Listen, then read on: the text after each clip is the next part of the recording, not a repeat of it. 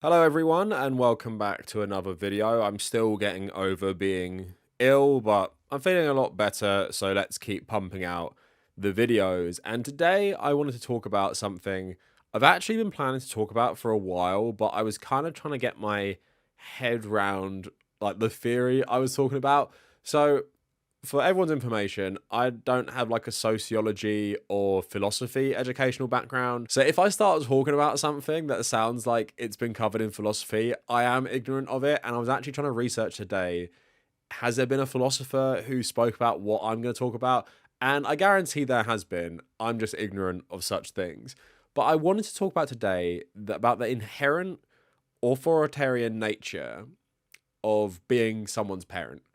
And why this is coming up for me recently is because we're seeing Elon Musk parade around his son as essentially like a human shield, it feels like, and bringing him to like all these governmental functions to try and make himself look like the world's best dad.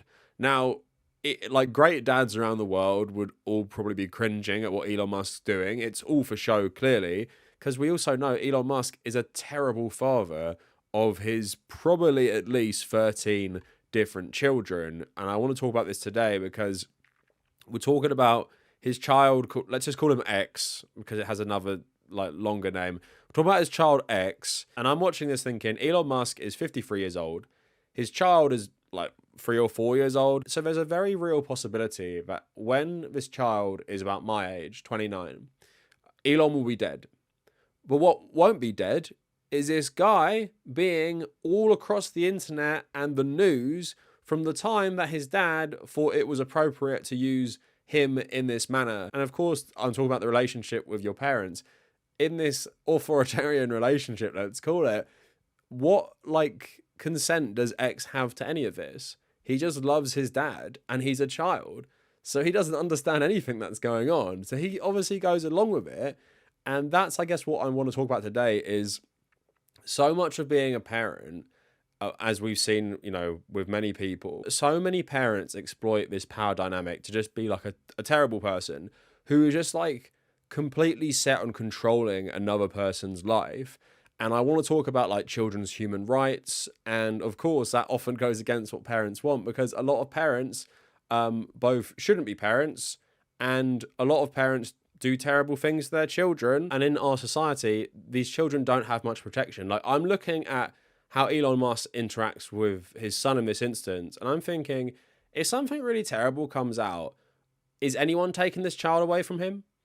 And they're not, obviously, because Elon Musk is like the shadow president, one of the most powerful men in the entire world.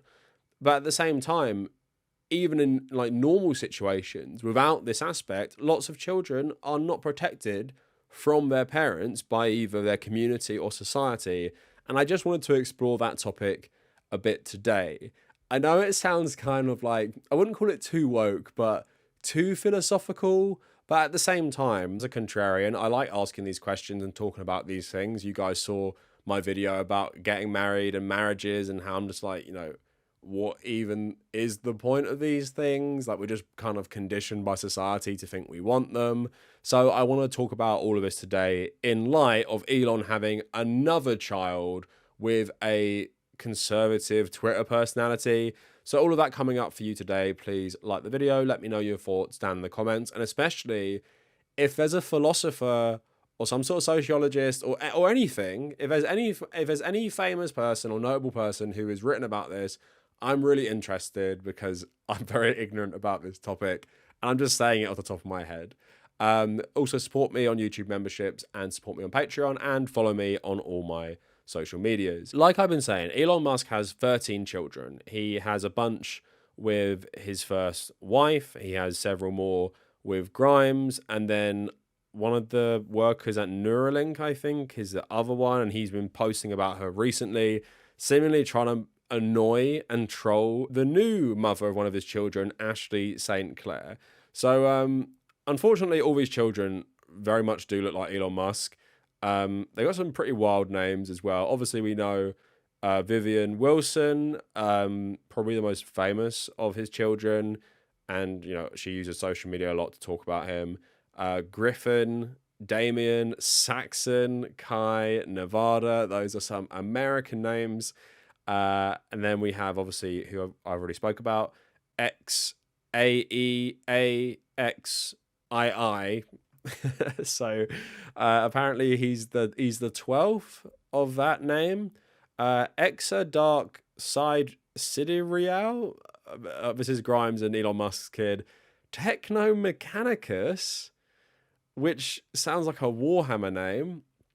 And then he has 2 children with Siobhan Zillis, unnamed, wouldn't be surprised if that was the name, Strider and Azure, and then a new child with Ashley St. Clair. So he's obviously like a terrible dad, apparently not involved with a lot of his children. Grimes has had to chase him around for child support, which he won't pay. Grimes also says that the one that he keeps, running around with is basically their Paul Atreides. I'm not joking. I made a whole video about how they both are obsessed with Dune and breeding programs, and Elon Musk is just sick in the head. Let's talk about his most recent kid with this conservative influencer called Ashley St. Clair.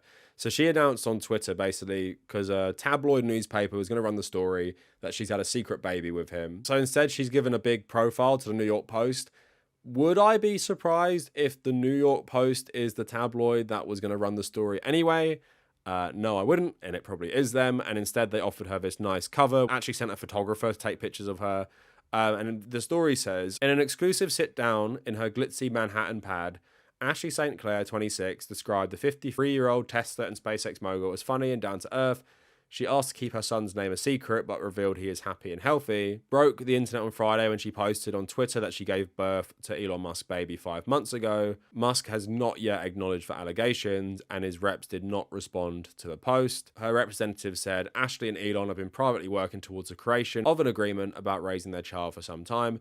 It is disappointing that a tabloid reporter who repeatedly ambushed Ashley and her family made it impossible to complete the process. We're waiting for Elon to publicly acknowledge his parental role with Ashley to end unwarranted speculation. And she speaks to the interviewer about him sliding into the DMs, which lots of people were speculating on anyway, because he's done this to a lot of women very publicly on Twitter. She says, I was told to keep it a secret. I was being asked to keep it a secret forever. Musk provided her with a lavish apartment where rent can soar to $40,000 a month, and also gave her a hefty security detail, but no romance, St. Clair claimed. She was allegedly forced to spend her pregnancy alone. I was completely isolated during my pregnancy. Every part of my career and everything I used to do, I couldn't do anymore. I was not to tell anybody. And in typical Elon fashion, he isn't acknowledging this, but Milo Yiannopoulos posted a screenshot of this where she replies to a guy called Greg Price who said, he's got a kid with a woman already, seems unlikely to work out. She says, well, he actually has 7 kids and goes through women pretty fast. And Milo saying, Ashley St. Clair plotted for half a decade to ensnare Elon Musk. He replies, whoa. And he always does this like he's just shocked that he's seen something for the first time. It's so cringe. She writes to him, Elon, we have been trying to communicate for the past several days and you have not responded. When are you going to reply to us instead of publicly responding to smears from someone who posted photos of me in underwear at 15 years old? She went on to say, I would like to take this offline for our child's sake, and have been attempting to for weeks. So yeah, surprise, surprise, Elon is just a massive piece of shit. I mean, this Ashley St. Clair woman is also like a terrible person, don't get me wrong, but he clearly has a pattern of getting women pregnant and then ghosting them. And whether or not he actually wanted this one, like, who knows at this point. The way he's acting is very bizarre, especially compared to how he often acts with his other children. Maybe this wasn't one of his weird planned ones, but at the same time, he's probably going to be a terrible parent in this person's life. And that is just another child he has who's just not going to have a father. And that's just so funny that he's like basically shadow leading a party that's all about family values, and he's having so many children with loads and loads of women, treating those children terribly, or just barely even acknowledging that these children exist. And like I said, this video prompted in my mind the conversation about the inherent authoritarian nature of having children. So in Elon's case, obviously, he's not in the lives of these people. He has said some terrible things about his daughter on like the Jordan Peterson podcast. And, you know, he has generally been a piece of shit. But I'm mainly focusing on his main son that he keeps parading around. And, using that as a jumping off point for a wider discussion about like children's rights. Now, for many children, and I include myself in this, the first taste of authority and perhaps authoritarianism is your relationship with your parents. Your parents tell you what you can do, your parents set your rules, your parents are the force you butt up against as you say, I do not want to do that thing. And as you grow up and become more of an individual person with your own thoughts and feelings and being able to express them more, often you butt up against your parents even more. And that is what being a teenager is for a lot of people. On this video, obviously, I'm reflecting on my own relationship with my own parents. No sob story there. My parents have been good parents. One thing that they have been with me, particularly as, well, I was a middle child. I'm the second of four. Is I didn't get it that hard in terms of like what I'm talking about, this like authoritarian structure. They were really strict with my older brother. And they weren't really strict with me. And they also have been a bit like hands off with a lot of our lives. Like I had quite a lot of freedom growing up. Like, I had a girlfriend when I was a younger teenager, was allowed to see her as much as I wanted, allowed to like go around our house. I was allowed to stay out late. But also I lied as well. As many people do, I lied to my parents. I had this one friend, one of my best friends. His parents were really chill. So what we'd actually do is we'd stay out all night and I'd tell my parents I was just staying at his. So we'd stay out all night and we would end up at his by the end. But I would lie, obviously. And, I'd steal my parents' booze and stuff like that. So I'd do like naughty things. And, sometimes I'd annoy my parents and they'd shout at me and they'd set strict the rules and stuff. But generally, in terms of all the stories I've heard about various different people's relationships with their parents, mine was generally fine. But also, when I think about it, I still have the same thoughts of, if I look like I'm crying right now, it's because I keep coughing while talking. But just moving on to this point, also I think about like obviously how much of the way they set the rules affected me, and you just can't escape the influence of your parents. So even when you don't want to be like them and you see something you don't like in how they are as a parent or a person, and you do the opposite, you're still being influenced by them. So one thing I don't like about my own parents is in different ways, both of their reactions to stress. So my dad is super chill about most stuff, but like he would be the type of person to be irritated if you smashed a glass or something, right? But if you got into serious trouble, he wouldn't be mad at you. And that's like what kind of happened throughout our lives as kids. If we did something actually bad, like we really fucked up, he wouldn't get mad at us. He would just try and be calm and rational about it. Whereas my mum's kind of the opposite, where she's more chill about like little things, but if you did something really bad, it would probably make her freak out. But with both of them, I saw that, and in myself, I'm like, I don't really want to be like that. So I'm more chill about like every single thing, like serious or little. Most of the time, I'm not really irritable. But how your parents act towards you just influences so much of how you are as a person. And with Elon Musk kids, if he's there for them or if he's not there for them, they're going to be haunted for the rest of their lives by their terrible father. And like even the kid he's pretending to love at the moment, again, there's no consent there. He doesn't take into account what his kid might feel later on in his life. That he'd be like, Dad, why did you make me do this? All this fascist shit that went on in the world, and I was front and center of the cameras. I was standing with you and Donald Trump in the White House, and he might never have a proper relationship with Elon anyway, so he's just left with that for the rest of his life. Now, Elon is obviously a key candidate of someone who just shouldn't have children, but then just your average person, how you're raised in religious ways, how you're raised with a parent who just thinks they're right about certain things. You're raised by a parent who just doesn't really think about how they're going to affect you. And I heard someone say this, and I think it's true. Me and my girlfriend, when we talk about having kids, we have so many worries, right? And people always say the people who have these worries should be parents. So I think about, if I had a kid, I'm very anti-authority as it is, right? But I wouldn't want to tell my kid to be anti-authority because I wouldn't want to ostracize him from his peers who are all told, like 99% of people, yeah, obey authority, obey your teachers, obey this institution. And I wouldn't want to tell my kid inherently from a young age, yeah, don't listen to that. I want you to stand up for yourself and be your own person, because then they just don't fit in, and then that's going to give them even more issues. And then you think about like politically, environmentally, you think about how you will impact your child through your actions, through your mood. I read a really good piece today. It was about someone saying as good of a parent as I am, kids learn through the environment as well. So even though I tell them to be clean and all this other stuff, if I'm not clean myself, then they're just going to copy me through their environment, right? And all that other stuff. And if you worry about all those things, you will both probably be a much better parent, but also you probably won't be a parent because you're actually conscious about your decisions and you're like, well, I don't want to bring a life into this world if I'm going to fuck them up by accident, or if they're going to have a bad time because of me, if they're going to have a bad time because of the world. If I can't afford to give this kid a good life, then why should I have them in the first place? But most people are told for like religious reasons or, societal pressure, have children. And then you can fuck up a child because based on your own morality that you don't even think about, that might have just been completely drilled into you through things like religion, you're then going to have a kid and then you're going to be this authoritarian force in their life where they will grow up to hate you, but they will also, even if they hate you, they will still be like you. And it's just creating problems for the future. If every parent thought like maybe myself does about these things, maybe the world would be a better place. But also, when we're talking about these things, the big component is, despite the fact that obviously we recognize as a society, or most societies, that children have human rights, right? Children have human rights separate from their parents. They aren't slaves. They aren't owned by their parents, but their parents for a long time are their legal guardian, right? So they do have a massive say over your life, even if they treat you terribly.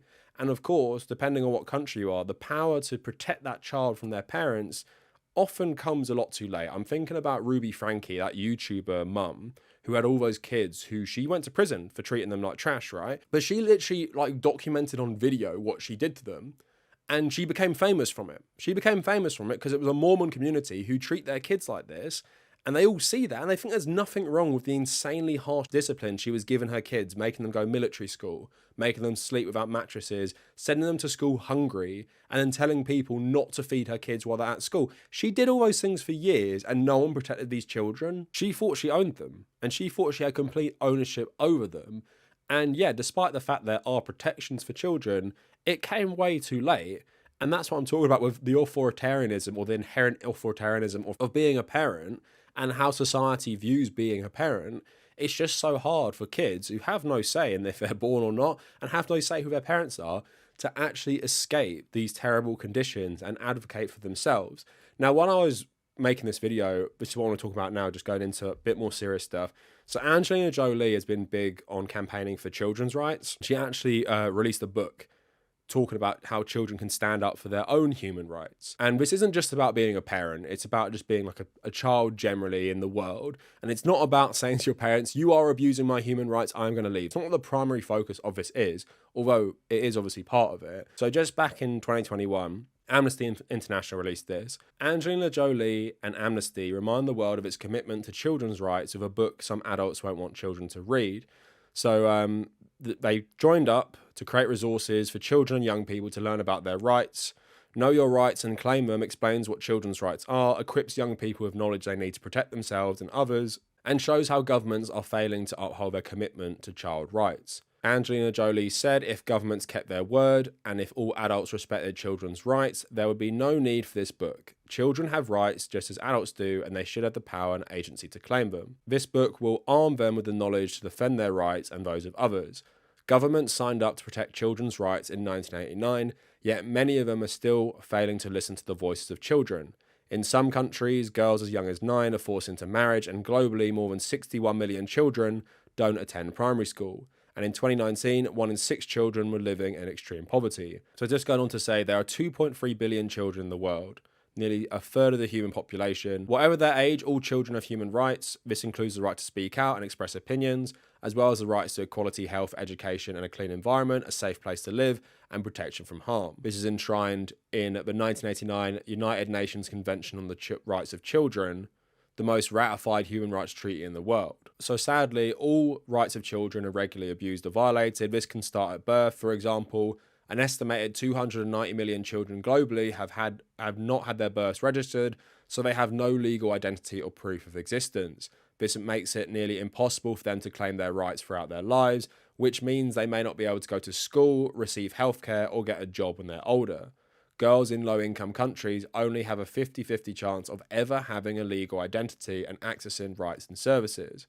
Around the world, over 61 million children do not attend school. At least 330,000 children are held in immigration detention in 80 countries every year, simply for being migrants or refugees, and many are separated from their parents and families. So yeah, obviously that's taken a more broad view, and even when it's talking about things like school, you can't just boil it down to, my parent doesn't want me to go to school.